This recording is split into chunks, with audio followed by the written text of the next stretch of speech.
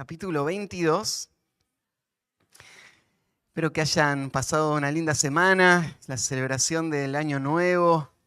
Sé que hubieron varias familias que se estuvieron juntando y pasando un tiempo de compartir, de comunión. Y bueno, espero que haya sido de ánimo también el pensar en la gracia del Señor, de todo lo que vivimos este año y pensar también en cómo enfocar el nuevo año. Siempre esta fecha es un tiempo donde inevitablemente uno hace balances, uno piensa en todo lo que el Señor le permitió vivir y cómo uno enfrentó este año que pasó, las cosas que fueron buenas, las que no. Y ahí repensamos para dónde estamos yendo, qué es lo que tenemos que hacer para ajustar nuestra vida y para que nuestra vida pueda ir a donde debe ir. Así que de una forma u otra, capaz que algunos lo hacen un poquito más formal y anotan y ponen sus metas, otros no lo anotan, pero inevitablemente lo han estado pensando en estos días. Y creo que es algo importante. Es necesario que de forma regular nosotros estemos evaluando nuestra vida, ¿no? Y pensando cómo estamos usando el tiempo que el Señor nos da. Y pensar en el tiempo es un recurso que no lo tenemos de forma infinita, ¿no? El tiempo se va acabando y entonces el Señor nos llama a usar el tiempo con sabiduría. Ahora, ¿cómo sabemos si estamos usando bien nuestra vida? ¿Cómo hacemos ese balance? ¿Qué medimos? ¿Cómo evaluamos si vamos bien o no? Hay muchas formas en las que podríamos pensarlo. Capaz que vos pensaste cuánto este año lograste en tus estudios, cuánto lograste en tus metas económicas, en el avance de tu casita, en tu vida familiar, tal vez la llegada de un hijo. Y todas esas cosas son cosas hermosas de esta vida, son parte de esta vida, pero no necesariamente el que estemos avanzando en cualquiera de estas cosas significa que vamos por el camino correcto. Entonces, ¿cómo evaluamos eso? ¿Cómo sabemos qué tenemos que ajustar? ¿En qué forma tenemos que estirarnos más? ¿Qué cosas tenemos que dejar de hacer? ¿Qué cosas debemos empezar a hacer?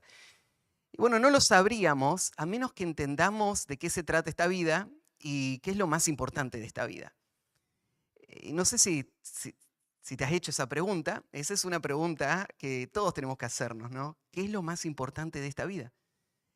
Y como creyentes, y nosotros que creemos que este libro es la palabra de Dios, esa pregunta a donde nos lleva es preguntarnos qué es lo que Dios dice que es lo más importante, qué es lo que Dios dice que Él espera de nosotros, qué es lo que Dios dice que tenemos que hacer y en base a eso Él va a medir si estamos bien o no.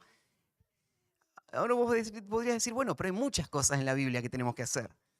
Entonces, no es fácil responder esa pregunta. ¿Qué es todo lo que Dios quiere que hagamos? Bueno, es un montón de cosas, ¿no? Tengo que ser un buen papá, tengo que ser un buen esposo, tengo que hacer bien mi trabajo, tengo que servir en la iglesia, tengo que usar bien mis recursos, tengo muchas cosas para hacer.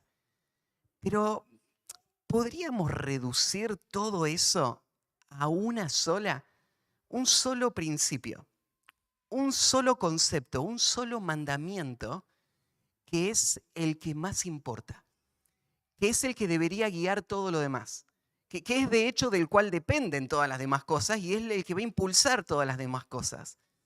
Podríamos hacer que la vida sea tan simple que pensando en una sola cosa podamos asegurarnos de que vamos a vivir bien esta vida. Y sí, es posible. Es posible pensar en una sola cosa. Y el pasaje que hoy vamos a estudiar nos va a enfocar en esa sola cosa.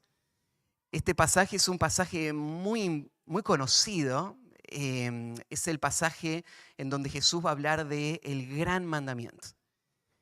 Y Jesús va a hacer justamente eso, ¿no? Va a reducir toda la ley, toda la palabra de Dios, toda la vida cristiana a un solo foco de atención, una sola cosa importante. y eso va a mover todo lo demás. El contexto donde Jesús va a dar este mandamiento es un contexto que tal vez no conocen todas las personas que conocen este mandamiento. Nosotros podemos entenderlo porque venimos estudiando Mateo hace tiempo y nosotros sabemos que para el punto donde estamos acá, Jesús está ya a 2 días de ser crucificado, es miércoles. Jesús está en Jerusalén. Y aunque las multitudes están ahí todas alborotadas y muy ansiosas de lo que está pasando, los líderes de la nación están buscando la forma de matar a Jesús. No lo pueden ir y matar directamente porque si lo matan todo el pueblo se le viene encima. Así que antes de matar a Jesús, lo que tienen que hacer es que toda la gente abandone a Jesús y le den la espalda. Y entonces cuando le den la espalda, ahí lo pueden matar. Pero ¿cómo le van a dar la espalda si todos lo aman? Bueno, lo que tienen que hacer es ponerle una trampa, es desacreditarlo. Es que Jesús diga algo que haga que todos se enojen, o diga algo que lo haga quedar como un tonto. Diga algo, ¿no es cierto?, que todos digan, no era tan buen maestro al fin, ¿no? Y entonces lo desacrediten, y ahí cuando Jesús pierda influencia y pierda popularidad, ahí pueden matarlo. Así que eso es lo que están tramando los líderes. Y uno por uno hacen fila para venir a traer una trampa, y una pregunta sería que lo haga quedar mal al Señor. Así que vimos primero a los fariseos y herodianos que se complotaron para traer esta pregunta de ¿hay que pagar tributos a César o no? Y al final Jesús le da vuelta a la pregunta y los termina atrapando a los que querían atraparlo a él. Porque el punto no era pagar impuesto o no, el punto es que ellos no estaban honrando a Dios. Si ellos honraban a Dios, pagar impuestos no importa, ¿no es cierto? Porque Dios te va a guiar. Así que quedaron avergonzados y desarmados. Así que se van los fariseos y justo atrás aparecen, la semana pasada estudiamos, los saduceos. Este era otro grupo, pero ellos también vinieron con una pregunta. Ellos también querían que Jesús pierda influencia, porque ahí los que mandaban eran ellos. Ellos eran los que estaban en el cargo del sumo sacerdote y tenían influencia, así que ellos querían que Jesús pierda el poder. Así que pensaron ellos en una pregunta. ¿Y cuál fue la pregunta? ¿Cómo es la resurrección? A ver, vos Jesús que crees en la resurrección, explícanos esto. ¿Qué pasa si una mujer tiene 7 maridos, uno atrás del otro, ¿no es cierto? Y la ley lo permite y lo manda porque tienen que traer descendencia y al final muere la mujer. ¿Qué pasa con esa mujer en la resurrección? Te atrapamos, ¿no? ¿No ves que no hay resurrección? Jesús le responde y de nuevo le da vuelta a la pregunta, la situación, y los atrapa en el hecho de que ellos ignoraban las Escrituras y el poder de Dios. O sea, la pregunta era una pregunta necia porque era una pregunta que se basaba en algo que no era verdad. Que Dios no podía cambiar el hecho de que en la resurrección no haya matrimonios. Y no había ningún problema con eso. Entonces Jesús los atrapa en el hecho de que ellos no son líderes dignos de ser seguidos. Porque ellos no conocen las Escrituras, no conocen el poder de Dios y están tratando de frenar a Jesús solamente por sus intereses personales. Así que esa fue la segunda pregunta. Y ahora viene la tercera y última pregunta. Después de esta pregunta, ya nadie se va a atrever a hacer más preguntas porque quedaron todos en silencio, pero esta va a ser la última. Y en esta pregunta, de nuevo, lo que van a aparecer de nuevo los fariseos y van a intentar dejar mal parado a Jesús. Y otra vez Jesús va a dar vuelta a lo que ellos están tratando de hacer y va a mostrarles que la razón por la que le están rechazando no es porque Jesús no sea claro o que lo que está diciendo no va con la ley, es inconsistente con la ley, no es que no hay suficientes evidencias. Ellos no lo quieren a Jesús porque saben lo que implica recibir a Jesús. Implica que ellos tienen que dejar su influencia y someterse. Y eso es lo que no quieren. Entonces Jesús les va a mostrar que el problema no es intelectual. El problema es un problema moral, es una rebeldía del corazón. Así que bueno, esta va a ser la tercera pregunta. Y en esta pregunta, la pregunta tiene que ver con esto, con el gran mandamiento, y Jesús va a hablar acerca del gran mandamiento. Así que en esta pregunta, en este estudio, vamos a ver este tema de cuál es el principio que controla la vida cristiana. Si pudiésemos reducir toda la vida cristiana a una sola verdad, que es el fundamento de toda la vida cristiana, del reino de Cristo, ¿cuál sería? Jesús va a responder esa pregunta acá. Y Él nos va a mostrar a todos cuál es esa verdad. Y respondiendo esa pregunta, Jesús va a demostrar que hay personas que, aunque conocen de las Escrituras, no viven este mandamiento. Y al no vivir este mandamiento, ya no importa cuánto conocen de la Biblia. Porque si no cumplen este mandamiento, no cumplen ningún mandamiento. No agradan a Dios en nada. De hecho, están fuera del reino. Este mandamiento, amar a Dios, es lo que va a separar a los que son salvos y los que no. Va a separar a los que son parte del reino y los que no. Y este mandamiento es lo que va a distinguir al pueblo de Dios. Y es el mandamiento que Cristo afirma para todos los que le quieren seguir. De esto se trata, seguirme a mí.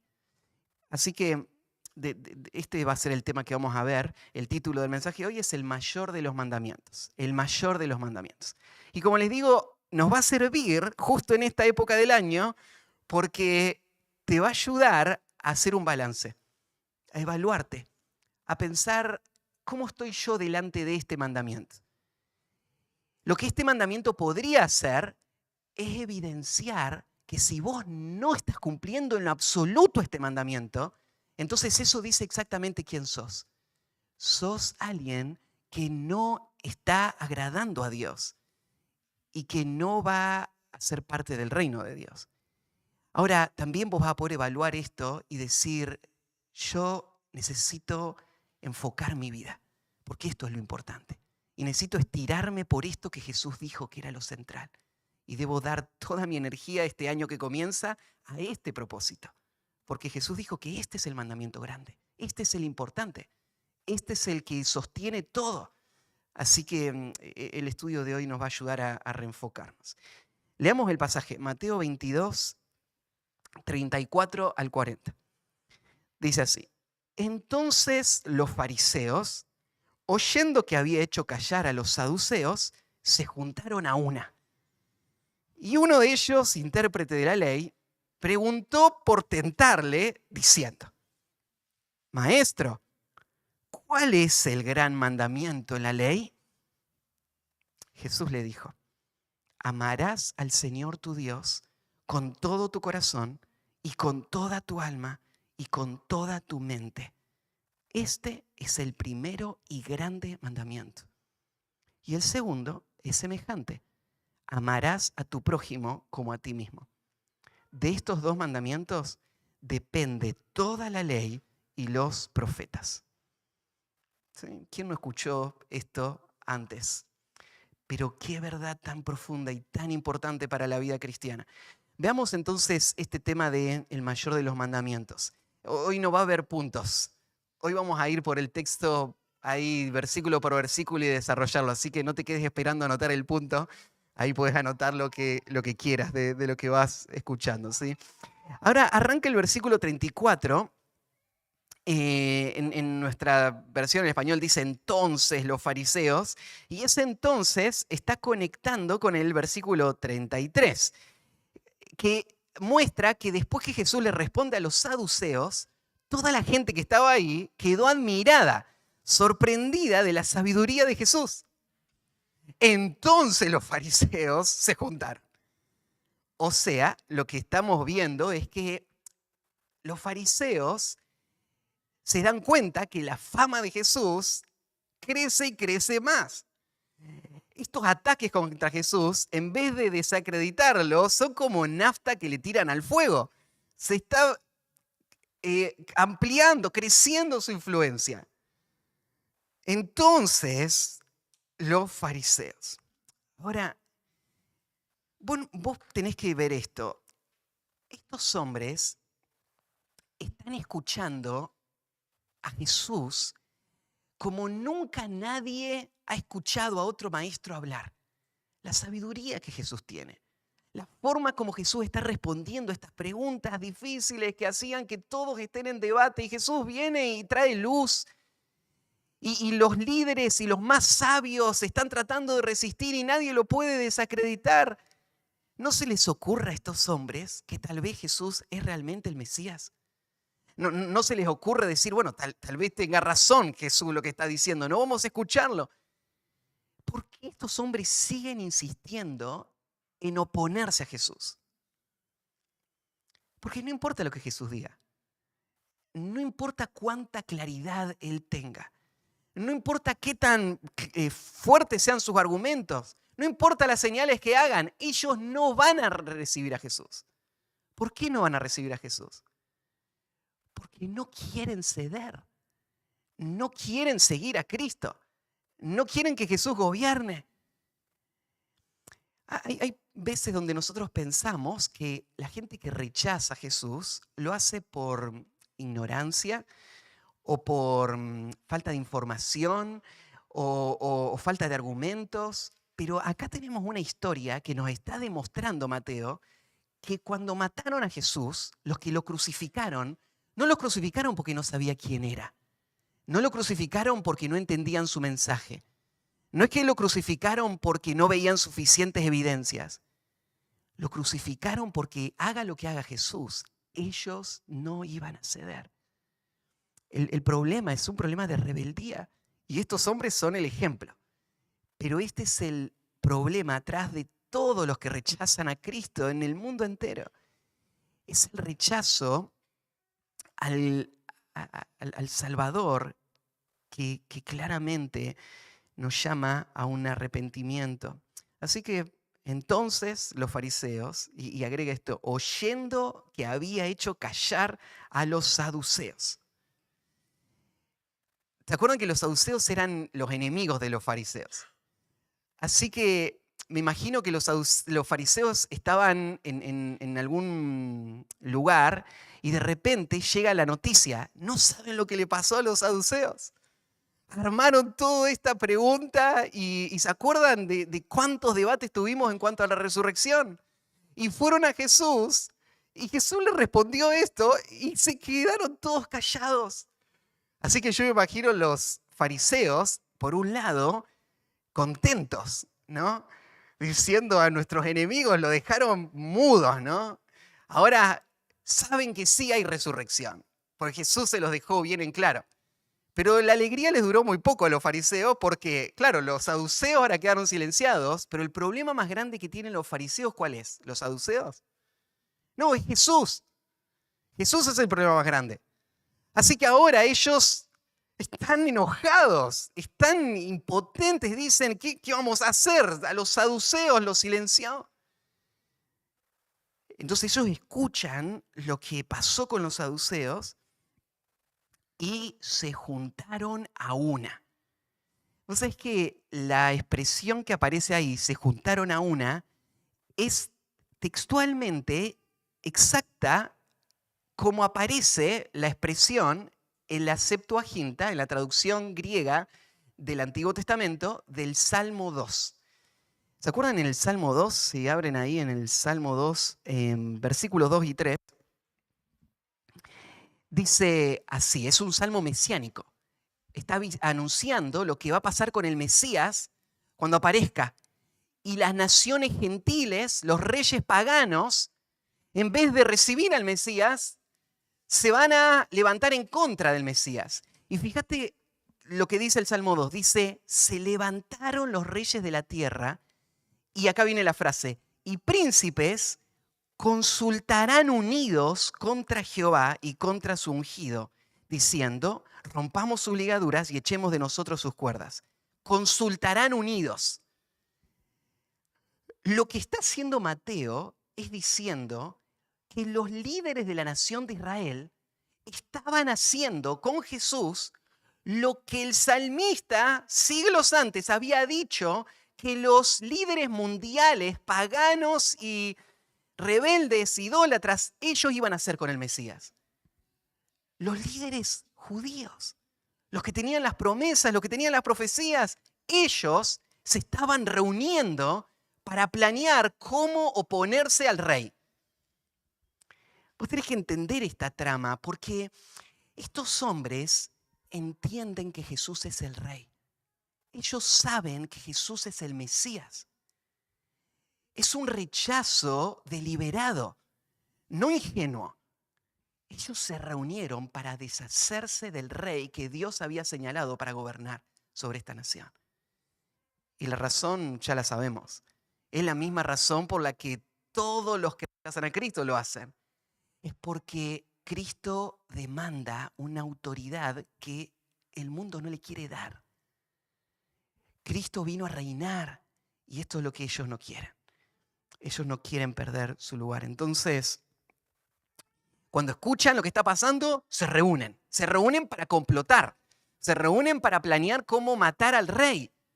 Eso es lo que están haciendo.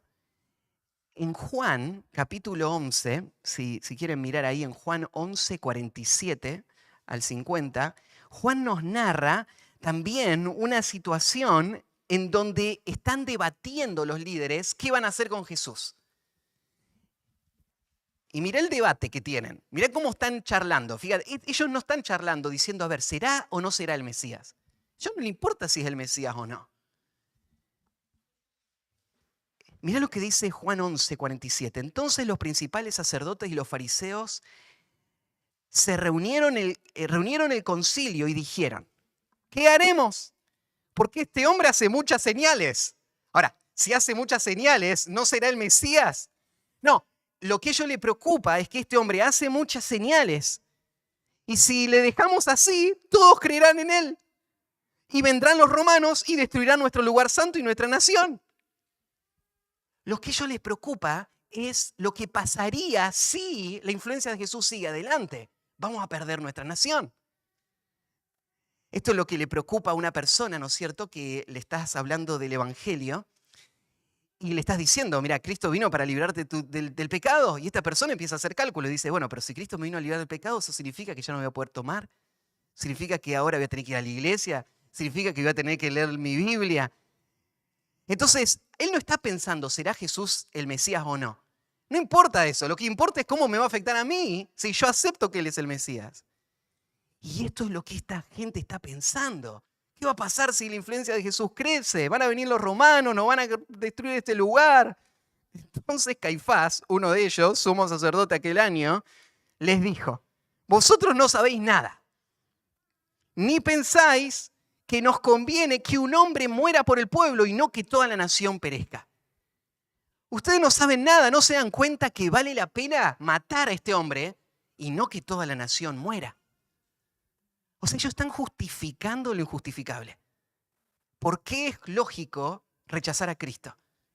Y lo lógico es esto, porque si aceptamos a Cristo, perdemos todo. Así que esto es lo que están moviendo los fariseos.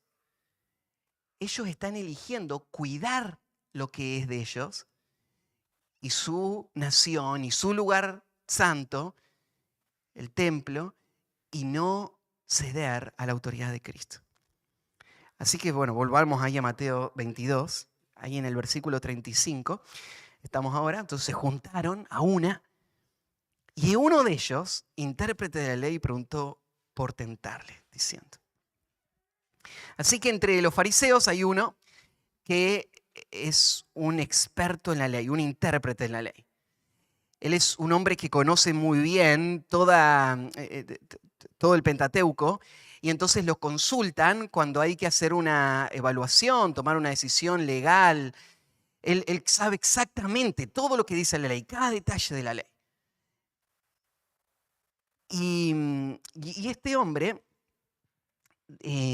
va a convertirse en el representante de todo el grupo de los fariseos y va a hacer una pregunta, pero ya Mateo nos anticipa con qué intención. Él le va a hacer una pregunta para tentar a Jesús. Ahora, ¿no te parece absurdo que el hombre que conoce la ley, el hombre que es el experto en la ley, está haciendo una trampa para hacer caer a otro hombre, para destruirle? O sea, ¿eso es lo que la ley te enseña? ¿Engañar para destruir a alguien? No, Mateo cuando nos habló de la primera vez que aparece la palabra tentar en Mateo, aparece en Mateo 4. ¿Se acuerdan? ¿quién es el que vino a tentar a Jesús? El diablo es el que vino a tentar a Jesús. Pero acá hay uno que es un líder espiritual que lo que está haciendo es la obra del diablo. Él quiere hacer tropezar a Jesús. Él quiere poner una trampa. Así que con astucia y con engaño, él va a decir algo que va a terminar destruyendo la reputación y finalmente la vida de Jesús. Lo que te llama la atención entonces es cómo un hombre que conoce mucho de la Biblia puede estar muy lejos de una vida que honre a Dios. De hecho, este hombre está tomando la delantera, el experto en la ley está tomando la delantera para frenar la autoridad de Cristo. Entonces, saber la Biblia, conocer la Biblia, no es sinónimo de una vida piadosa. El experto en la ley puede ser aún el que lidera la resistencia al Mesías. Así que este hombre viene para tentar a Jesús. Los intérpretes de la ley aparecen en otros pasajes. Por ejemplo, aparece ahí en Lucas 7, 29 al 30, cuando se nos dice que todo el pueblo era bautizado por Jesús, bautizándolos con el bautismo de Juan, pero los fariseos y los intérpretes de la ley desecharon los designios de Dios respecto a sí mismos, no siendo bautizados por Juan. Entonces los ignorantes ellos respondían y los que sabían la Biblia eran los que estaban rechazando a Cristo.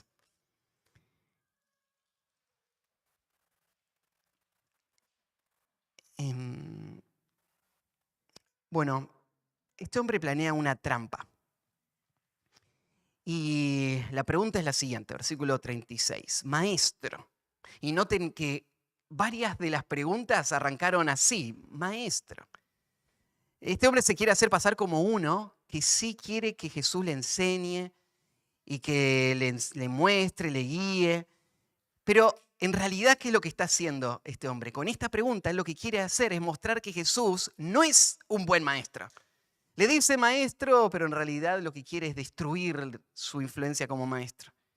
Maestro, ¿cuál es el gran mandamiento de la ley?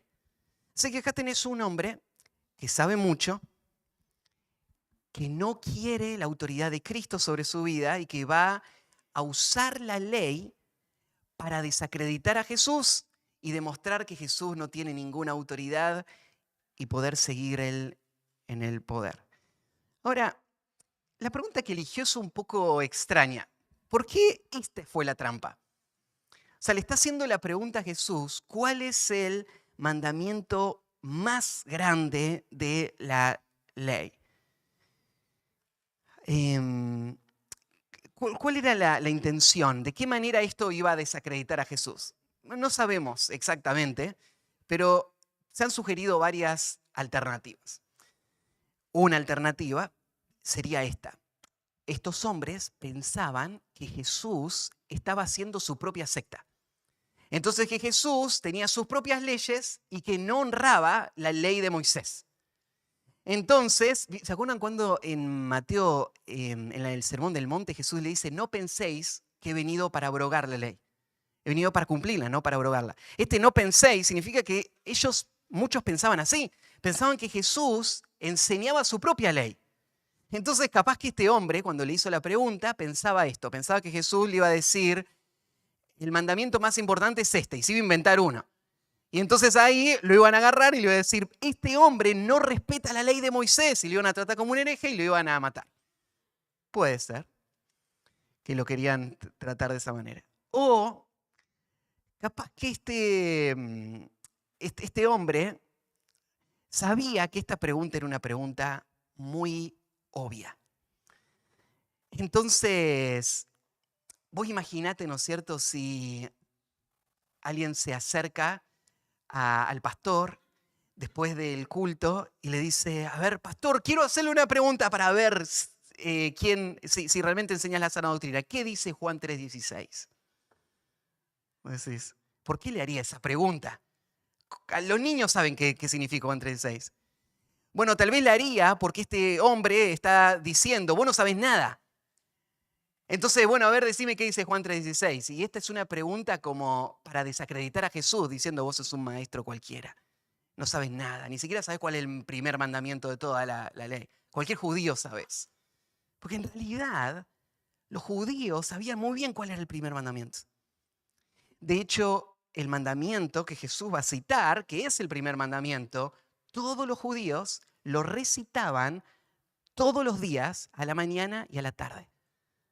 Así que no había ninguna duda. Ahora, no sabemos por qué este hombre eligió esta pregunta, pero él pensó que esta pregunta lo iba a atrapar a Jesús de alguna manera. Lo importante es que esta pregunta, que era tramposa, dio lugar para que Jesús haga una de las afirmaciones más importantes de toda la Biblia.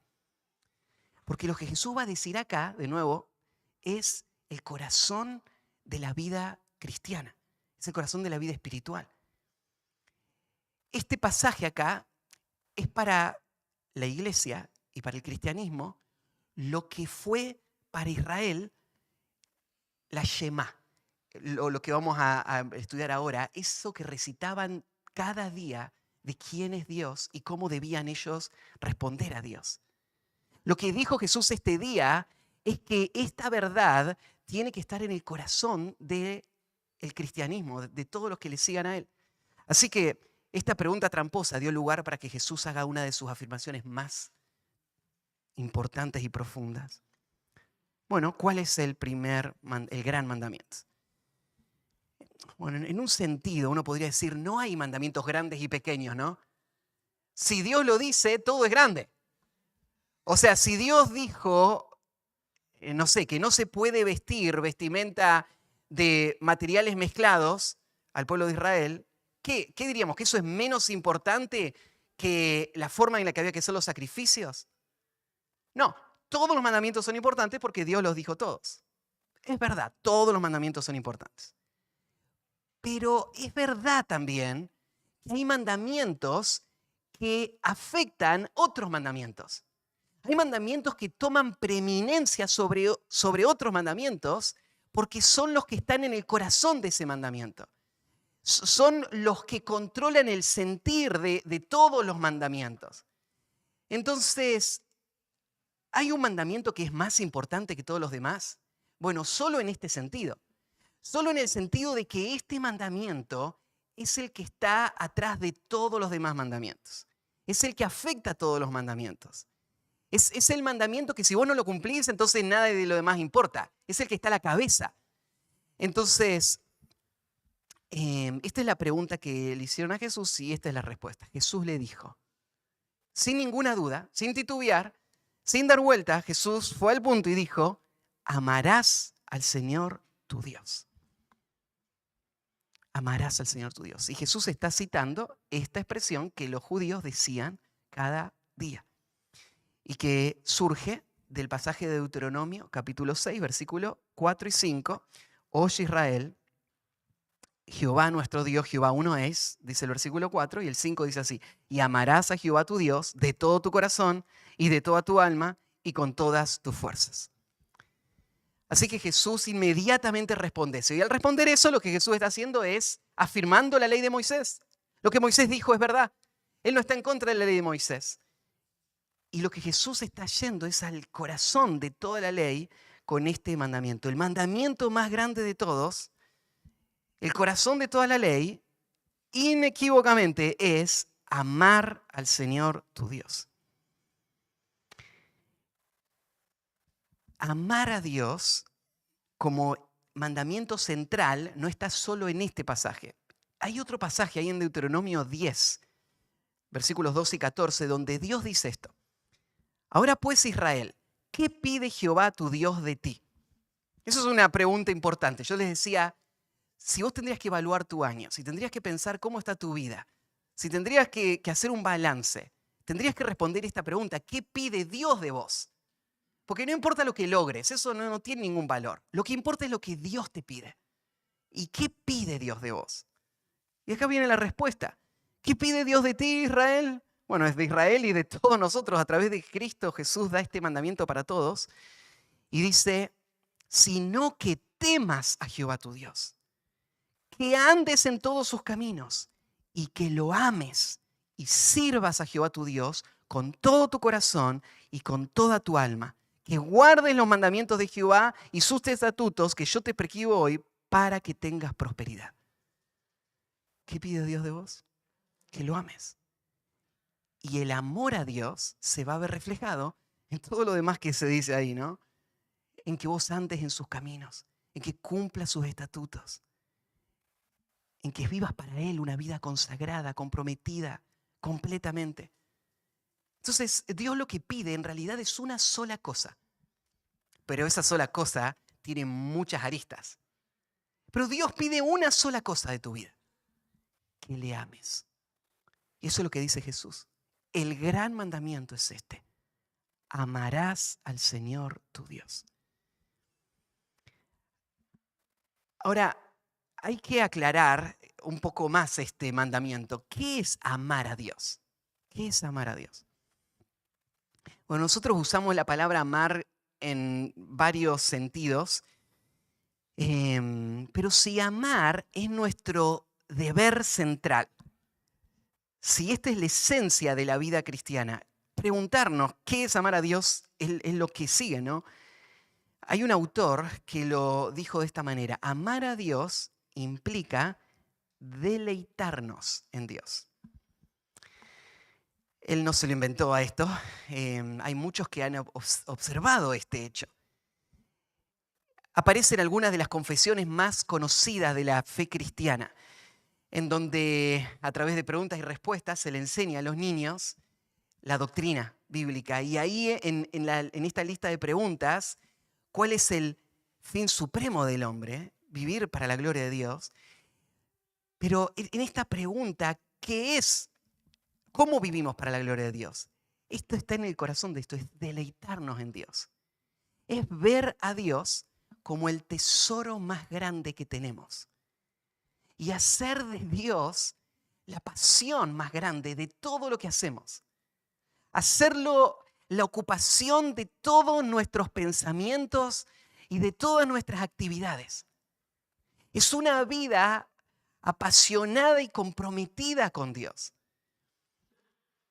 Amar a Dios no es solo sentimientos. Sin duda incluye sentimientos, pero va mucho más allá y toca todas las fibras de la vida. Todo lo que vos sos, todo lo que sos internamente, espiritualmente, todo lo inmaterial y todo lo material. Toda tu vida, desde el comienzo de tu existencia hasta toda la eternidad. La demanda es que Dios ocupe este lugar, que vos estés apasionadamente deleitándote en quién Dios es. Vamos a ver más adelante que Jesús va a agregar un segundo mandamiento y es amar al prójimo. Por eso el mismo comentarista que decía que amar a Dios implica deleitarnos en Dios, agrega esto: y amar al prójimo implica buscar lo que es mejor para nuestro prójimo porque amamos a Dios. Entonces, amar al prójimo es inseparable del amor a Dios, porque es el amor a Dios lo que motiva que yo quiera vivir para lo que es mejor para otros. Entonces, amar a Dios, el gran mandamiento, y amar al prójimo, Jesús lo puso ahí también, porque son dos piezas inseparables que vamos a ver ahora en un momento. Entonces, yo te pregunto, ¿amás a Dios? Porque esto es la esencia de la vida cristiana. Esto es lo que Dios demanda. Este es el gran mandamiento. Ahora me decís: Matías, yo no soy cristiano, así que no estoy obligado a amar a Dios. Pero no solo los cristianos están obligados a amar a Dios, ¿no? Vos vivís en el universo de Dios. Vos no estás acá solo. Vos estás acá porque Dios te creó. Y vos estás acá porque Dios creó este universo. Y todo lo bueno que vos jamás disfrutaste vino de Dios. Y Dios es digno de tu amor. Y Él te creó para que vos te deleites en Él. Así que desde que vos llegaste a existir, este es el mandato de Dios para todas las criaturas. Que lo amen, que lo amen. Así que sí estás obligado a amarlo. Todos estamos obligados a amarlo. Lo reconozcan o no. Y en base a este mandato, Dios va a juzgar tu vida. No importa lo que hiciste, no importa cuánto lograste, no importa cuánto ayudaste, no importa tu familia, no importa nada. Si vos no amás a Dios, no hiciste nada que sea aprobado por Dios. Este es el principal mandamiento. Y de ahí todo lo demás.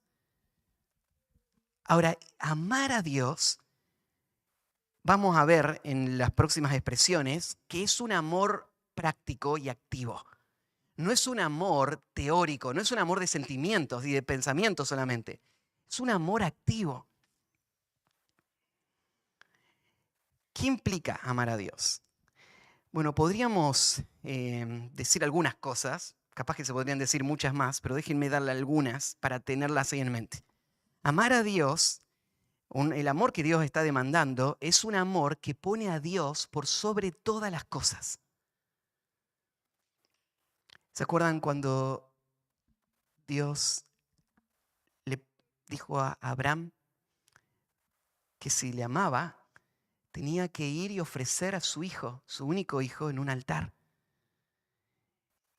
Y cuando Abraham fue hasta ese monte y levantó el cuchillo, el ángel de Jehová dijo: ahora sé que me amas. ¿Dónde se vio ese amor? ¿Qué significa amar a Dios? Amar a Dios significa para Abraham obedecer a Dios y hacer de Dios su deleite al punto donde Él está dispuesto a sacrificar a su único hijo en obediencia a Dios. Claro, esto era solo una prueba. Dios no quería que muera Isaac. No iba a dar este mandato de matar a su hijo. Dios no aprueba eso. Pero para Abraham fue una prueba. Esto es amor. ¿Qué es amor? Entonces, ¿cómo sé si yo amo a Dios? Sé que amo a Dios si pongo a Dios por sobre todas las cosas. Sobre todas mis posesiones, sobre todos mis bienes, sobre todas las personas. Amar a Dios es encontrar contentamiento en Dios. Y puedo agregar algo más. Y no solo en los beneficios que Dios me da. Dios es un Dios bueno y me da muchas cosas buenas. Pero si yo amo a Dios solamente cuando Él me da las cosas buenas y cuando Él no me da lo que yo quiero, ya no amo a Dios. Adivinen, ¿qué estoy amando realmente? ¿Estoy amando a Dios o estoy amando las cosas que Dios me da? Entonces la pregunta si yo amo a Dios es esta: ¿estoy contento y satisfecho en Dios, aunque Dios no me dé nada? ¿Es Él suficiente para mí? Eso es amar a Dios. Es amar a Dios por lo que Él es y recibir todo el bien que Él nos da, pero recibirlo como una expresión de quién Dios es, no como un reemplazo de Dios. Amar a Dios entonces significa encontrar contentamiento completo en Él. Amar a Dios es tener el deseo de agradar a Dios. Este sería otro concepto. Amar significa querer hacer feliz a Dios. Todo lo que a Él le gusta, vos lo querés hacer. Todo lo que no le gusta, no lo querés hacer, porque vos lo amás. Así como vos lo ves a este principio en otras relaciones. Esto es verdad con Dios también. Déjame preguntarte entonces, ¿amás a Dios? ¿Querés estar con Dios? Como esa pareja de novios que quieren estar todo el tiempo juntos. ¿Querés vos estar con Dios? ¿Estás atento a Dios? ¿Estás pensando en cómo agradar a Dios? ¿Es Dios valioso para vos? Fíjate que no te estoy hablando de lo que haces solamente. Te estoy hablando del corazón. Te estoy hablando de tu ser interior. ¿Qué piensas de Dios? Amar a Dios significa querer llevar a otros a Dios. Para vos Dios es lo más valioso que existe en este universo. ¿Qué podrías dar a otro que sea mejor que Dios? Y amor al nombre de Él es lo que lleva a los misioneros a salir al mundo, ahí en Tercera de Juan, ¿no es cierto? Salieron por amor del nombre de Él. Aman tanto a Dios que quieren que todo el mundo conozca a Dios. Aman a Dios. Amar a Dios es dolerte ante su ausencia. Es no poder imaginar estar un día sin Dios. Vos lo querés, lo buscás, lo deseás. Amar a Dios es aceptar su voluntad, aun cuando va en contra de tus agendas y preferencias. Entonces, amar a Dios es más que solamente que te guste Dios. Hay gente que le gusta a Dios, ¿no? Dice, sí, a mí me gusta ir a la iglesia, me gusta cantar, me gusta estar con la gente, me gusta Dios. Pero amar es más que solamente que te guste, ¿no? Amar, como decía, es, bueno, ¿qué pasa si ahora todo va mal? Ahora ya no te gusta Dios, ¿no? Es que no se trata de gustar, es más que eso, es amar. Así que esto es lo que Jesús dice. El mandamiento importante es amar a Dios. Ahora, pasemos ahora de la palabra amar, ahora ¿a quién amar? Porque dice amar al Señor tu Dios. La palabra Señor es la traducción del griego de la palabra hebrea Yahvé, ¿no es cierto? Que es el nombre de Dios. El nombre que Dios le reveló a Moisés, el Dios que hizo los pactos con Israel. Es el Dios verdadero, es Jehová. O sea, no es amar a cualquier Dios, es amar al Dios verdadero. No cualquier persona religiosa está cumpliendo este mandamiento. Son las personas que aman a Jehová, al Dios verdadero. Y fíjate, al Señor tu Dios. Es al Dios que ha hecho este pacto conmigo. O sea, este amor que nosotros estamos dando a Dios es el amor que responde al que Dios nos dio a nosotros. O sea, el pueblo que fue amado por Dios, a quien Dios le hizo las promesas, que está disfrutando de sus bendiciones, a ese pueblo Dios le dice, amá al Señor tu Dios, a Jehová tu Dios, al que hizo los pactos con vos. Entonces, este amor es un amor que responde a un amor que recibió primero, ¿no? Así que tiene que amar al Señor tu Dios. De ahí, Mateo nos va a dar 3 sustantivos que nos van a ampliar este concepto de cómo amar a Dios. Y tengo que hacer una mención, porque Marcos, en el pasaje paralelo, en vez de dar 3, da 4. Marcos agrega el concepto de amar a Dios con todas las fuerzas, que Mateo no lo puso. ¿Por qué Mateo no puso el de amar a Dios con todas las fuerzas? No sé. Una forma en que puedo pensarlo es, tal vez Mateo estaba entendiendo que amar a Dios con todas las fuerzas está incluido en amar a Dios con todo tu ser. Entonces, tal vez Mateo intencionalmente pasó por alto ese último y en 3 resumió todo lo que dice el mandamiento.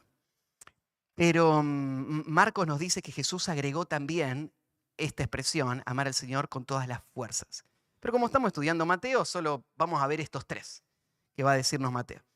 Mateo nos dice que Jesús dijo que debemos amar a Dios con todo tu corazón, con toda tu alma, con toda tu mente. Bueno, ¿qué está mostrando con estos 3 conceptos? ¿Qué significa amar con todo el corazón, con todo el alma y con toda la mente?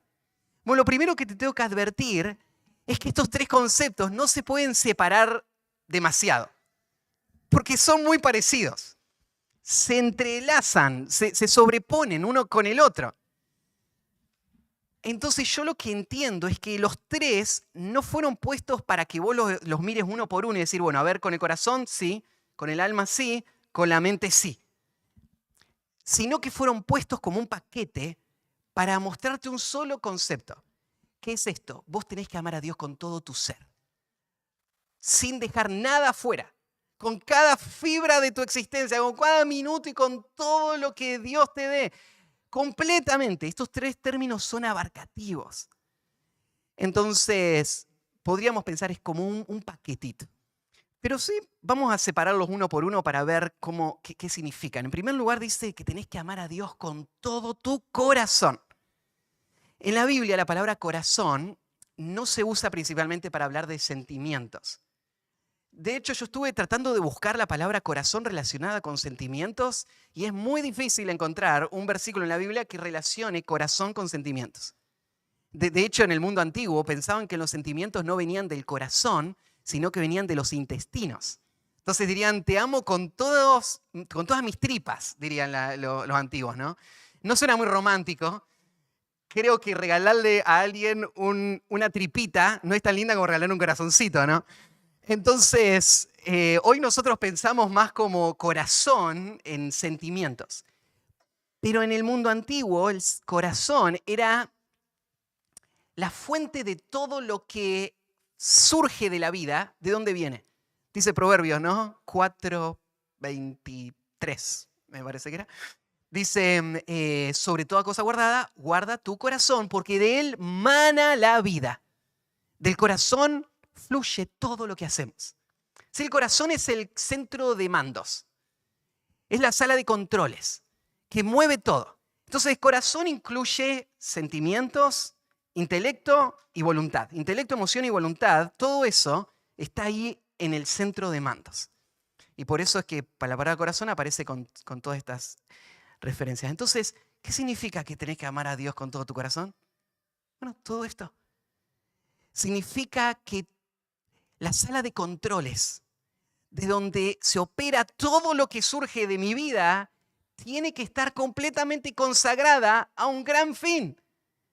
El deleite de Dios, el deleite en Dios y la gloria de Dios. Es Él. Él está sentado acá en esta sala y Él es el que controla todo y para Él es todo. Entonces esto significa que todo lo que pasa en mi vida tiene que estar movido por este principio. Vivo para Dios, lo amo a Él, este es el fin de mi vida. Lo segundo que menciona es tenés que amar a Dios con toda tu alma. ¿Y qué es el alma? Bueno, la palabra alma, psuké, en griego, es el ser interior. Sería la parte inmaterial. Es la identidad de la persona, es lo que vos sos realmente. O sea, nosotros tenemos una parte inmaterial, que es el alma, y una parte material. La parte material es lo que vemos, es el cuerpo, pero el cuerpo es como un estuche en donde está habitando la persona. La persona no es este cuerpo. Este cuerpo le puedo cortar un brazo y no soy menos Matías porque tengo un brazo menos. Es solo el estuche. La identidad está en la parte inmaterial. Lo que yo soy es el alma. Así que cuando dice que tengo que amar a Dios con toda el alma, significa con todo lo que soy, con toda mi identidad. Y de nuevo tiene que ver con mi intelecto, emociones y voluntad, pero tiene que ver con una consagración de la vida entera. Todo lo que soy, toda mi identidad, claro que incluye también el cuerpo, porque el alma es todo lo que soy y el cuerpo es solamente el estuche donde estoy. Entonces, amar a Dios con todo el alma significa consagrarme enteramente a Dios para que viva todo para Él, en todo lo que hago, incluyendo dar mi vida por Él. Creo que este pasaje aún está implicando amar a Dios con todo el alma significa estar dispuesto a morir por Dios. Nada es más importante que Dios. Yo soy para Él, todo lo que yo soy. Mi alma, todo lo que surge. Entonces, todo el corazón, todo el alma y toda tu mente. Y de nuevo, ¿qué es la mente? La mente está también en la parte inmaterial. La mente que antes había estado oscurecida, esclava, inhabilitada, ahora, por la gracia de Dios, ha sido redimida. Y el Hijo de Dios, ¿cómo debe usar su mente? Tiene que usarla completamente para Dios. O sea, una mente enfocada en Dios es una mente que está siendo renovada con la palabra de Dios, que está guardando los pensamientos que honran a Dios, que está cultivándolos y que está ahí en el secreto de lo que pasa por esos pasillos de la mente, está expresando amor a Dios continuamente, con toda la mente, amar a Dios. Así que estos tres sustantivos lo que representan es todo tu ser tiene que estar completamente consagrado al amor a Dios. Ahora, lo que te llama la atención también es que los tres sustantivos están precedidos por esa palabra toda, toda. Todo el corazón, todo el alma, toda la mente. Lo que está diciendo entonces es que ningún aspecto de nuestro ser debe quedar afuera de esta consagración a Dios. La palabra toda implicaría también que debemos amar a Dios con todo nuestro ser en la extensión máxima que nuestra vida lo permita. Con todo significa sin quedarnos cortos en nada, sin ser mezquinos en nada, sin reservar nada. Todo, todas las áreas, en toda la extensión, durante toda mi existencia, completamente consagrada al amor a Dios. La palabra todo también implica que no puede haber otra cosa que yo ame fuera de Dios. Porque si es todo, no queda nada disponible para ser volcado en nada más. Si es amar a Dios con todo, entonces significa que no puede haber nada más que yo amo. Es lo que dice ahí en 1 Juan 2:15. No améis al mundo ni las cosas que están en el mundo. Si alguno ama al mundo, el amor del Padre no está en él. Porque todo lo que hay en el mundo, los deseos de la carne, los deseos de los ojos y la vanagloria de la vida, no provienen del Padre, sino del mundo. Entonces, amar a Dios con todo el ser significa que vos no podés amar nada de este mundo. Nada que esté relacionado con los deseos de los ojos, nada que esté relacionado con los deseos de la carne, nada que busque la vanagloria de la vida. Nada. Porque tu amor es exclusivo, completamente para Dios. Y no se comparte. Eso es lo que Dios está demandando. Amén. Amarás al Señor, tu Dios, de todo tu corazón, toda tu alma, toda tu mente, todas tus fuerzas. Ahora, falta una palabrita más de toda esta ecuación. Y es la palabrita tú. Este hombre vino a hacer una pregunta teórica. Vino a hacer una pregunta doctrinal. ¿Cuál es el más importante de todos los mandamientos? Y Jesús la volvió una respuesta personal.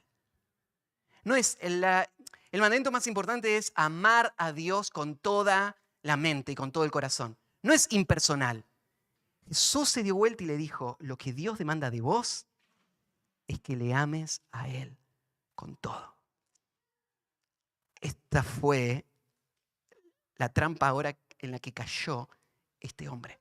Él nunca se esperaba que Jesús iba a tomar el gran mandamiento y se lo iba a poner enfrente para que él ahora quede expuesto como alguien que no cumplía con el gran mandamiento. Y ahora lo vamos a ver en un momento.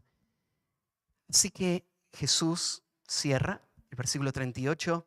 ¿Cuál es el gran mandamiento? Con estas palabras. Este es el primero y grande mandamiento. Jesús agrega algo más. Le había preguntado cuál es el gran mandamiento y acá Jesús agrega también el primer mandamiento.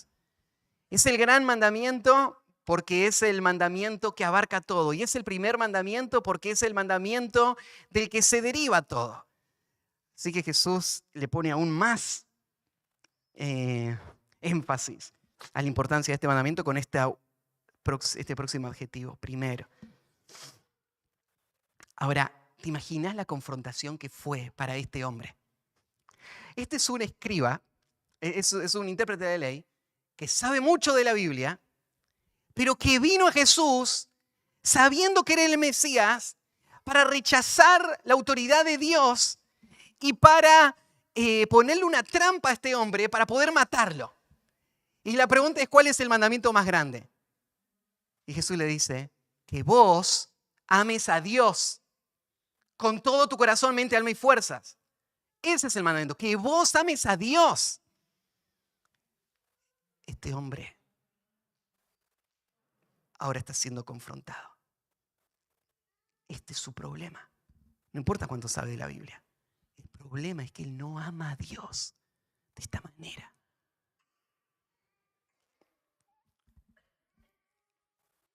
Así que la pregunta importante no es solo cuál es el mandamiento más importante del mundo. La respuesta a esa pregunta es fácil. Es amar a Dios. La pregunta importante es si nosotros estamos cumpliendo este mandamiento. Es si nosotros estamos viviendo de esta manera. Esa es la pregunta importante. Ahora Jesús no termina ahí. Como si fuese poco la confrontación que este hombre está recibiendo, Jesús va a subir ahora la confrontación. Le va a decir, te voy a agregar algo más. El segundo es semejante. Ahora, este hombre no le había preguntado a Jesús por el segundo mandamiento. Esto va extra, sin cargo. Segundo, es parecido al anterior. Amarás a tu prójimo como a ti mismo. El primero, ¿no es cierto?, es de donde se apoyan todos los mandamientos. Pero ahora Jesús agrega un mandamiento más. ¿Y por qué Jesús agrega al que es de forma exclusiva el mandamiento central? Bueno, es que esta segunda parte es una parte inseparable de la primera. El amor al prójimo se va a convertir en la evidencia tangible del amor a Dios. El amor al prójimo se va a volver en la expresión práctica del amor a Dios. Entonces voy a tener una forma de evaluar el amor al prójimo. Entonces es también parte de esta confrontación. Así que este segundo mandamiento nos muestra un principio importante en cuanto a amar a Dios. El amor a Dios que Cristo está acá demandando, que es el centro de la vida cristiana, no es el amor a Dios como el amor de los monjes, que se van a un lugar de aislamiento y se encierran en una habitación y están ahí leyendo su Biblia todo el día o meditando o haciendo sus confesiones y diciendo cuánto amo a Dios. Ese no es el amor que Dios demanda de nosotros. El amor que Dios demanda de nosotros es un amor que se expresa de manera práctica en una vida de entrega incondicional, sacrificial por otros. Y ese monje en ese monasterio aislado no puede hacer eso. Lo que necesitamos es involucrarnos en la vida de otras personas. Entonces, el amor a Dios no es aceptable en los términos que a veces se pone en una... Personas piensan, no, sí, yo amo a Dios, sin duda, solamente que no quiero estar con ningún hermano, ¿no es cierto? Yo amo a Dios, pero tengo mi propia comunión con Dios. Entonces, no necesito a otros. Y me aíslo de otros. Jesús agrega este segundo mandamiento para derribar esa falsa noción de amor. Y dice, el segundo es igual que el primero. Amar al prójimo como a ti mismo. Entonces, yo cuando estaba pensando en esto de amar al prójimo, me quedé pensando en esto. Si el primer mandamiento dice que solo hay que amar a Dios, porque hay que amarlo a Dios con todo, entonces si le das todo a Dios ya no te queda más nada, ¿no? Todo el corazón, toda la mente, todo el alma, todas mis fuerzas, todo es para Dios. Entonces ya no puede haber otro amor. ¿Cómo es que el segundo mandamiento me dice que también tengo que amar al prójimo? Es que el segundo mandamiento se desprende del primer mandamiento. Yo amo a mi prójimo por mi amor a Dios. Entonces, si yo intento amar a mi prójimo sin amar a Dios, entonces estoy cometiendo idolatría, porque estoy poniendo a alguien en lugar de Dios. Si una mamá ama a su hijo más que a Dios, o ama de forma independiente a Dios, como su propio ídolo, eso no agrada a Dios en nada, ¿no? Si un esposo intenta complacer a su esposa y para poder hacer feliz a su esposa, él tiene que desobedecer a Dios, esto no es ninguna virtud. No hay amor verdadero fuera del amor a Dios. El amor a Dios es completo y nosotros amamos a otros porque amamos a Dios. Pero el amor a Dios no puede quedarse pasivo, tiene que amar a otros. Entonces ahí es donde están pegados estos dos principios. Yo tengo que amar a otros, pero la motivación para amar a otros es mi amor a Dios. Entonces el segundo mandamiento no tropieza con el primero, porque no es otro amor, es una expresión del único amor. El único amor que tenemos es Dios y el prójimo es una extensión de ese amor, es la expresión práctica de ese amor. Amo a otros. Ahora Jesús agrega una sola descripción. Viste que cuando explicó cómo amar a Dios, dio tres sustantivos con sus descripciones. Todo el corazón, todo el alma, toda la mente. Pero para hablar de cómo amar al prójimo, dio una sola. Como a ti mismo. Es que eso ya es suficiente, ¿no? Ahora, ya sabemos y hemos escuchado en este púlpito explicado también este punto de que acá Jesús no está diciendo que tenés que amarte a vos mismo. Esta semana estoy escuchando una predicación de un pastor muy reconocido que yo lo aprecio un montón, de un par de siglos atrás, o sea, ya no vive, ¿no? Pero muy buen maestro, Dios lo usó para poner en marcha el movimiento de predicaciones positivas. Pero él justamente estaba explicando este pasaje diciendo, acá hay 3 mandatos a amar. El primero que tenemos que amar es a Dios. El segundo que tenemos que amar es a nosotros mismos. Y el tercero que tenemos que amar es a otros. Y tenemos que mantener ese orden. Tenemos que amar a Dios en primer lugar, amarnos a nosotros mismos en segundo y amar a otros en tercer lugar. Eso es lo que está explicando de la predicación. No es lo que significa este pasaje. Jesús nos está dando una orden a amarnos a nosotros mismos. No dice ámense a vosotros mismos, no es el mandato. El mandato es amen al prójimo. ¿Cómo a ustedes mismos? Es una comparación. O sea, lo que está dando por hecho Jesús es que todos nos amamos a nosotros mismos. De alguna manera. Yo sé que vos podrías pensar, no, yo la verdad que ni me atiendo a mí, yo me olvido de mí. Pero si vos estás acá es porque comiste. Durante toda tu vida algunas veces, por lo menos, ¿no? Si no te hubieses muerto. Sí, cuando tenés hambre comés. Y por eso estás vivo. Bueno, toma eso. Si vos cuando tenés hambre comés, cuando tu prójimo tiene hambre, ¿qué tenés que hacer? Darle de comer. Lo mismo que haces vos. ¿No es cierto? El método que Jesús hace genial, ¿no es cierto? Te está diciendo, vos sabés lo que es un cuidado esforzado, sacrificial, constante, por toda una vida de necesidades. Porque vos lo hacés con vos mismo. Eso es lo que tenemos que hacer con otros. O sea, lo que está diciendo Jesús es, nosotros tenemos que pensar en los intereses de otros, así como solemos pensar en los intereses nuestros. Vos estás pensando muchas veces en tus intereses, en cómo hacer para resolver tus problemas, en cómo hacer para proyectar tus negocios, en cómo hacer para lograr objetivos. Bueno, todo eso lo pensás naturalmente. Lo que ahora tenés que hacer es pensar de esa misma manera hacia tu prójimo.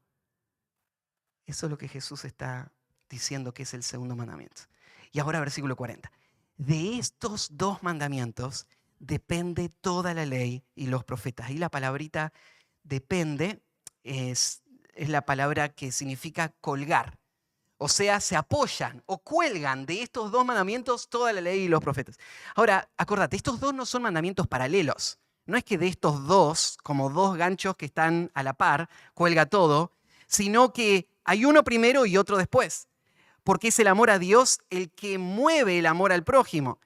Pero de estos 2 que funcionan en equipo, depende toda la ley y los profetas. ¿De qué manera depende la ley y los profetas de estos 2 mandamientos? Bueno, Jesús sabe muy bien que en la ley, en los 10 mandamientos, se escribieron en 2 tablas los 10 mandamientos y tradicionalmente se entiende que las 2 tablas estaban divididas así. Los primeros 4 mandamientos estaban escritos en la primera tabla y los otros 6 mandamientos estaban en la segunda tabla. Pues sí, ¿por qué 4 y 6? ¿Por qué no 5 y 5? Bueno, es que los primeros 4 mandamientos tienen que ver con amar a Dios con todo tu corazón, mente, alma y fuerza. Y los 4 mandamientos llaman al pueblo a la exclusividad de la adoración al Dios verdadero.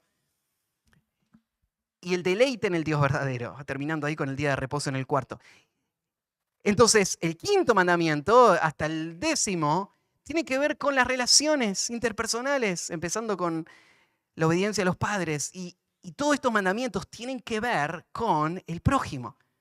Así que, de una forma muy pedagógica, podemos pensar, toda la ley y los profetas, todos los 10 mandamientos se resumen en estos. Amar a Dios y amar al prójimo. Pero Jesús va más allá, porque agrega toda la ley y los profetas. O sea, toda la escritura. Pues, ¿qué está diciendo Jesús entonces? ¿Que no hacen falta los demás mandamientos? Hacen falta. Pero todos los mandamientos son una expresión de este mandamiento. Entonces, por ejemplo, no matarás. ¿Hace falta que esté no matarás? Sí, pero el punto no es no matar. El punto es amar al prójimo. Y si uno ama al prójimo, no va a matar a su prójimo, ¿no? Porque lo ama. Entonces, hace falta el mandamiento no matarás, pero solamente como una expresión del mandamiento central. Una persona puede no matar y no obedecer los mandamientos de Dios. Porque los mandamientos de Dios no son solo no matar, es amar. Y por amor, no matar. ¿Sí? Entonces, amar es el corazón de la ley. Amar es el centro de la ley y de todos los profetas. Amar es el cumplimiento de la ley. Y no amar es el fracaso, es la rebeldía a la ley. Entonces, por ejemplo, Romanos 13, 9 al 10, en el Nuevo Testamento, Pablo dice así: porque no adulterarás, no matarás, no hurtarás, no dirás falso testimonio, no codiciarás, y cualquier otro mandamiento, en esta sentencia se resume: amarás a tu prójimo como a ti mismo. El amor no hace mal al prójimo, así que el cumplimiento de la ley es el amor. El amor es el cumplimiento de la ley. O sea, no es que el amor anula la ley, pero el amor te lleva a cumplir la ley. Si este amor fuese a ser perfecto. Si el amor fuese a ser perfecto, entonces no romperíamos nunca la ley. Ni una sola vez. Cada vez que rompemos la ley es una expresión de falta de amor. Ya sea a Dios o al prójimo.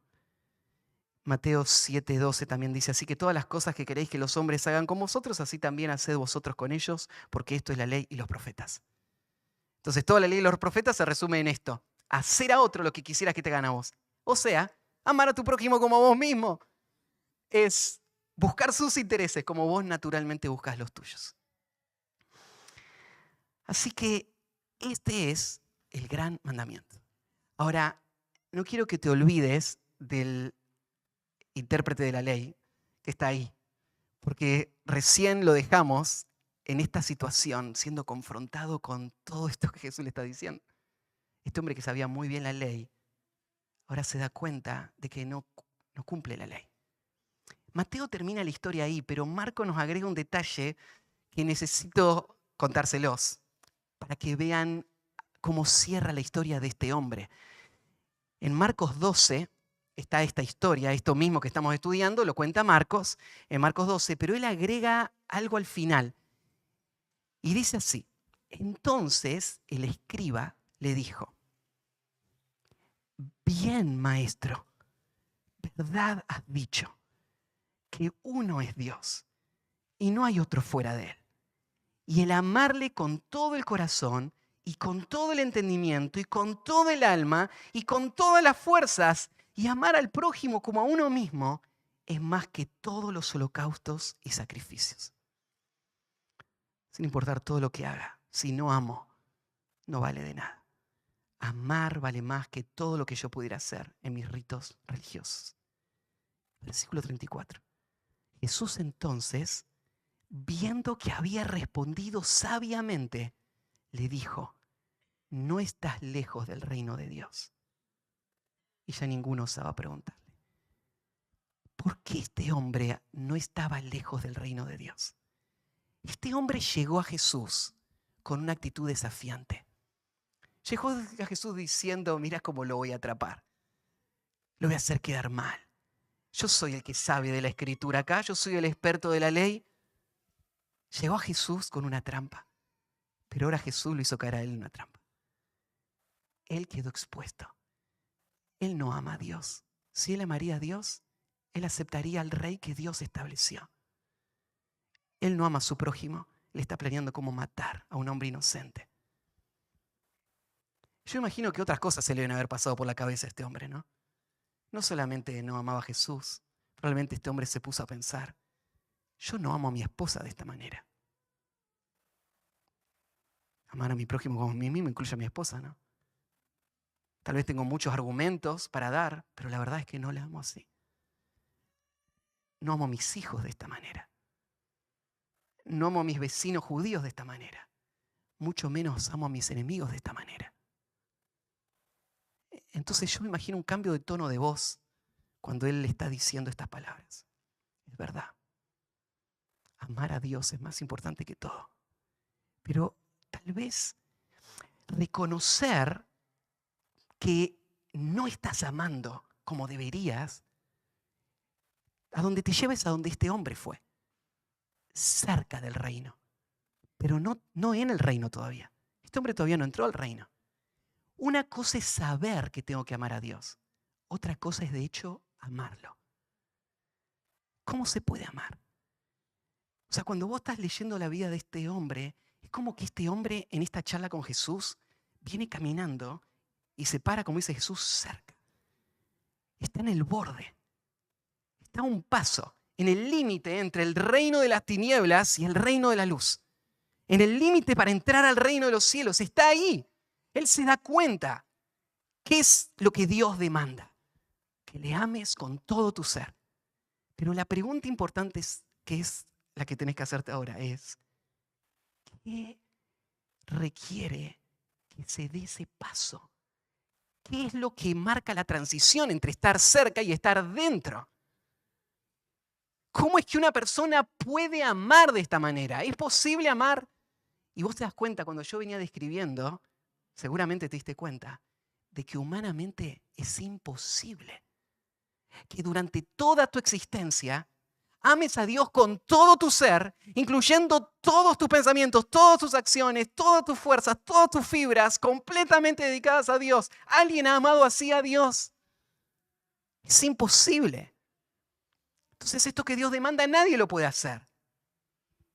Y esto es lo que la ley pretendía hacer con el pueblo de Israel, demostrarles lo pecadores que eran, demostrarles que nadie podía cumplir la ley, para entonces guiarles al Salvador. A eso vino Cristo, a buscar y a salvar a los que se habían perdido, a rescatar a los que no aman a Dios, a los que tal vez externamente dicen, sí, yo amo a Dios, pero la realidad es que ellos odian a Dios. Pues sí, Matías, eso es muy fuerte. Yo no odio a Dios. Yo no voy a la iglesia, yo no leo mi Biblia, pero no odio a Dios. Pero si vos no estás amando a Dios con todo tu ser, vos estás rechazando a Dios. Vos estás despreciando a Dios. Vos estás odiando a Dios. Si vos no estás amando a tu prójimo como a vos mismo, entonces vos también estás odiando a tu prójimo. Solo hay dos caminos. Abel o Caín. Y Caín mató a su hermano porque era del maligno. Entonces, esta es la pregunta. ¿Qué es lo que hace posible que ame una persona como Dios demanda? Y mira lo que dice Deuteronomio 30. La ley anticipaba cómo iba a ser posible. Deuteronomio 36.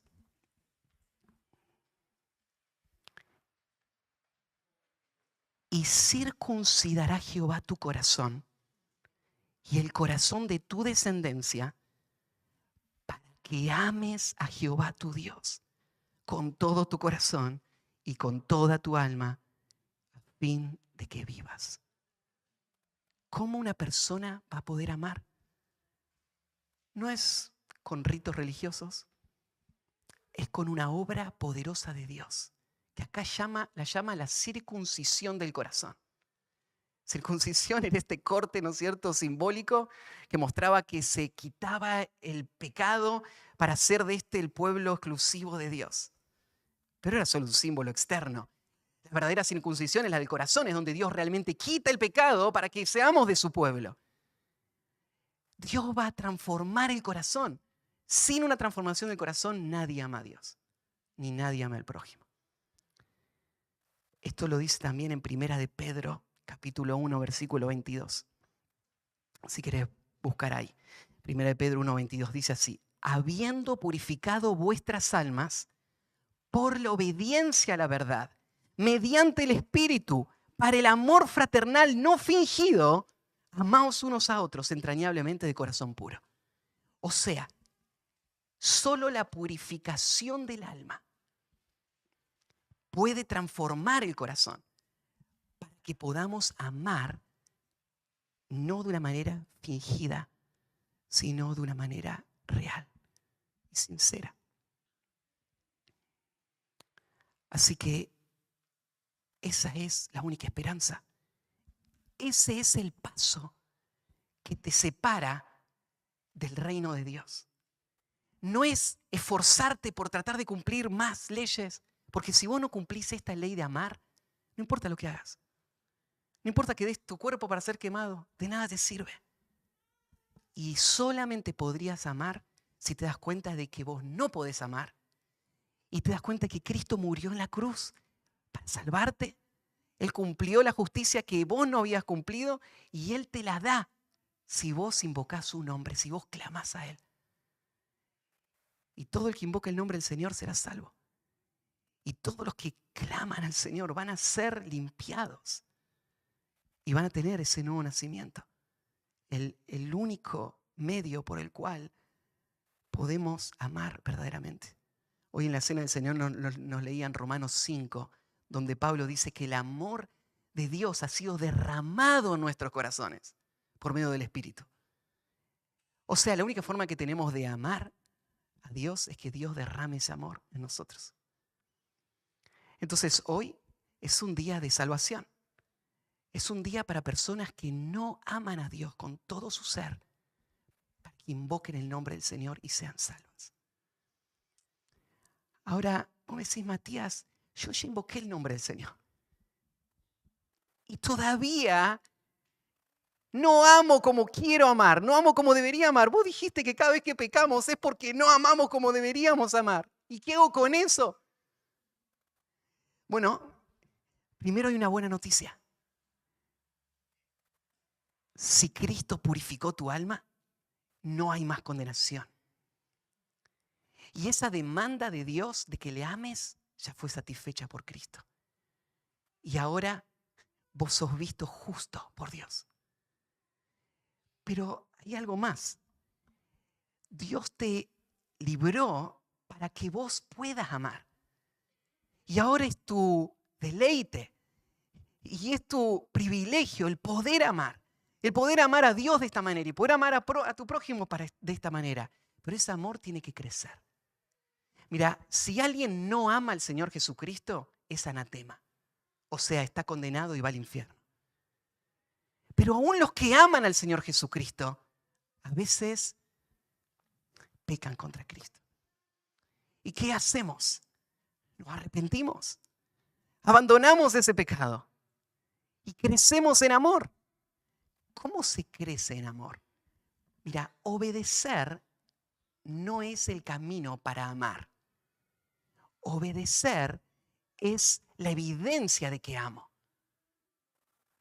Amar a Dios, yo te decía al principio, este amor que Dios está demandando no es solamente actividad. Amar a Dios es más que eso. Amar a Dios es que vos le creas a Dios. Es que vos busques a Dios. Es que desees a Dios. Es que te alegres en Dios. Es que hagas de Dios tu tesoro más grande cada día en todo lo que haces. Y que eso lo hagas carne a la hora de salir al día obedeciendo a Dios en todo lo que Dios te manda. Eso es amar a Dios y amar al prójimo también. Nosotros, si estamos en Cristo, amamos a nuestro hermano. El amor está en nosotros, pero nuestro pecado lo estorba. Lo que tenemos que hacer es abrazar ese llamado de Dios de amar y luchar contra nuestro pecado y entregarnos más y más a ese amor. Entonces, si pudiésemos pensar cómo te gustaría vivir este año, ¿Cuál sería una meta digna de escribir ahí en tu agenda y decir, ¿a dónde quiero apuntar este año? Bueno, Jesús dijo así, el gran mandamiento es este, amá a Dios con todo tu corazón, toda tu alma, todas tus fuerzas. Digo, esto es muy valioso para los líderes también, porque a veces nosotros también nos enredamos como líderes en cosas muy superficiales y buscamos que personas hagan lo que se supone que el amor debería producir, pero no nos preocupa tanto si estas personas aman o no. O como padres con nuestros hijos, queremos que cumplan nuestras reglas. El mandamiento que Dios está pidiendo de cada ser humano es que le amen a Él. Y por amor que lo obedezcamos. Que el Señor nos conceda vivir de esta manera. Oramos. Padre, gracias porque hoy con tu palabra fuimos también expuestos como aquel joven que fue a confrontar a Jesús. Esta mañana, Señor, tú expones nuestro corazón y muestras formas en las que no estamos amando como fuimos llamados a amar. Obra con tu espíritu para que podamos responder a tu llamado. Los que tienen que responder clamando por salvación, que hoy sea el día de salvación, que hoy decidan dejar su pecado y abandonar este mundo para amarte a ti y que clamen a Cristo, el único que puede cambiar sus corazones para que ellos puedan amarte. Señor, te pido por los que ya han invocado el nombre del Señor y juntos estamos caminando hacia la ciudad celestial. Ayúdanos a mantener en mente esta verdad, que de esto se trata la vida cristiana, amar. Ayúdanos, Señor, a confesar cualquier forma en la que no estamos amando y a buscar este amor de manera práctica. Gracias, Señor, por tu palabra y encomendamos el resto de este día a ti. En el nombre de Cristo Jesús. Amén.